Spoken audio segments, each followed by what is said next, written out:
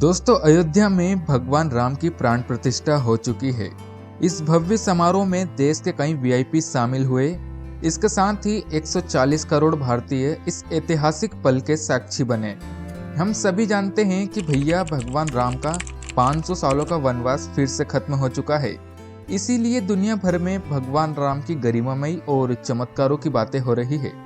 इसी बीच दोस्तों, एक ऐसा चमत्कार हुआ जिसे देखकर आज हर कोई हैरान है। यहाँ एक ऐसा चमत्कार था जिसने प्रधानमंत्री से लेकर मूर्तिकार अरुण योगीराज तक को हिला दिया। आइए दोस्तों, जानते हैं प्राण प्रतिष्ठा के दिन ऐसा क्या हुआ जिसे देखती रह गई पूरी दुनिया। स्वागत है दोस्तों आप सभी का अमन फैक्ट पॉइंट की एक और नई वीडियो में। दोस्तों, वीडियो में आगे बढ़ने से पहले ही अगर आप भी भगवान राम के सच्चे भक्त हैं तो कमेंट में जय श्री राम अवश्य लिखें। हाँ तो भैया, हम सभी जानते हैं कि राम मंदिर में गर्भगृह में स्थापित करने के लिए भगवान राम की 3 मूर्तियां बनाई गई है। इन तीनों ही मूर्तियों को देश के सबसे प्रसिद्ध और मशहूर मूर्तिकारों ने बनाया। इसके बाद श्री राम जन्मभूमि तीर्थ ट्रस्ट ने मूर्तिकार अरुण योगीराज की बनाई हुई मूर्ति का चयन किया ताकि उसे भव्य राम मंदिर के गर्भगृह में स्थापित किया जा सके। इसके बाद दोस्तों 22 जनवरी के दिन अरुण योगीराज की बनाई हुई श्याम रूपी मूर्ति की बड़े ही विधि विधान और हवन पूजन के साथ प्राण प्रतिष्ठा की गई। लेकिन भैया, यहीं पर एक ऐसा चमत्कार हो जाता है जिसे लेकर मूर्ति बनाने वाले अरुण योगीराज भी हैरान है। उन्होंने कहा कि यहाँ मूर्ति तो मैंने बनाई ही नहीं है, बल्कि भगवान राम ने इस मूर्ति को बनवाया है। उन्होंने कहा कि इस मूर्ति को देखकर लगता ही नहीं कि इसे मैंने बनाया है, क्योंकि दोस्तों अगर आप भी रामलला की मूर्ति को प्राण प्रतिष्ठा से पहले और बाद का स्वरूप देखेंगे तो आपको लगेगा कि दोनों ही मूर्तियां अलग अलग है।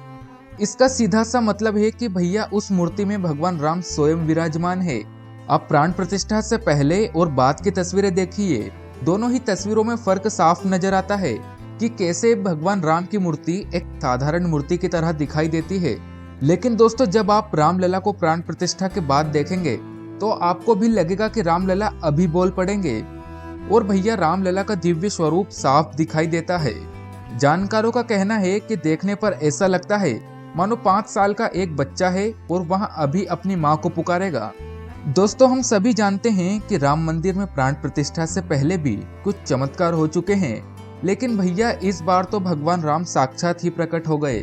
अब दोस्तों, आप अंदाजा लगा ही सकते हैं कि राम मंदिर के निर्माण से रामलला कितने प्रसन्न है। शायद भगवान राम भी यही चाहते थे कि उनकी जन्मभूमि पर उनका मंदिर जल्द से जल्द बनकर तैयार हो जाए और रामलला ने अपने दिव्य स्वरूप का दर्शन कराकर न सिर्फ अयोध्या को और न ही इस भारत को बल्कि इस पूरी दुनिया को ही धन्य कर दिया है। इसके साथ ही भैया रामलला का सोने और चांदी के आभूषणों से श्रृंगार भी किया गया है। रामलला के जिस मुकुट को आप देख रहे हैं इसे 1 किलो 700 ग्राम सोने से बनाया गया है। इस मुकुट को आकर्षक बनाने के लिए 75 कैरेट डायमंड, 175 कैरेट पन्ना, 262 कैरेट रूबी और माणिक्य को लगाया गया है। इसके साथ ही दोस्तों सूर्यवंशी के प्रतीक को भी मुकुट पर दर्शाया गया है। भगवान श्री राम का तिलक भी 16 ग्राम सोने का बना हुआ है, जिसके दोनों तरफ 10-10 हीरे लगाए गए हैं। तिलक के बीच खास माणिक्य का इस्तेमाल किया गया है। इसके साथ ही भैया रामलला के गले में करीब 500 ग्राम सोने का हार है। भगवान राम के इस हार में करीब 150 कैरेट माणिक्य और लगभग 300 कैरेट पन्ना लगाया गया है। इसके साथ ही हार के बीच में सूर्यवंशी का चिन्ह भी है। दोस्तों, भगवान राम के गले में सबसे बड़ा हार विजयमाला है, जिसका वजन लगभग 2 किलो है और इसे 22 कैरेट सोने से बनाया गया है। वहीं रामलला की कमर को सजाने के लिए 750 ग्राम सोने का कमरबंद भी है। इसमें 17 कैरेट हीरे और करीब 750 कैरेट माणिक्य पन्ना लगाया हुआ है। अगर दोस्तों रामलला के कंगन की बात की जाए तो इन्हें भी 800 ग्राम सोने से तराशा गया है। श्री राम के बाल स्वरूप में मूर्ति निर्माण किया गया है जो श्यामल रंग की है। ऐसे में दोस्तों काफी लोगों के मन में सवाल है कि भगवान राम की मूर्ति को श्यामल रंग की क्यों बनाई गई। इसलिए दोस्तों जानते हैं क्या है भगवान राम की मूर्ति के पीछे का रहस्य। महर्षि वाल्मीकि ने रामायण में भगवान राम के श्यामल रूप का वर्णन किया है, इसीलिए भगवान राम को श्यामल रूप में पूजा जाता है। वहीं इस मूर्ति का निर्माण श्याम शिला के पत्थरों से किया गया है। भैया यहाँ पत्थर बेहद खास होते हैं क्योंकि इन पत्थरों की आयु हजारों वर्ष से भी अधिक होती है। वहीं हिंदू धर्म में पूजा पाठ के दौरान भगवान का दूध, दही, घी और भी दूसरी चीजों से अभिषेक किया जाता है और श्यामल रूपी मूर्ति पर इन सभी चीजों का कोई फर्क नहीं पड़ेगा।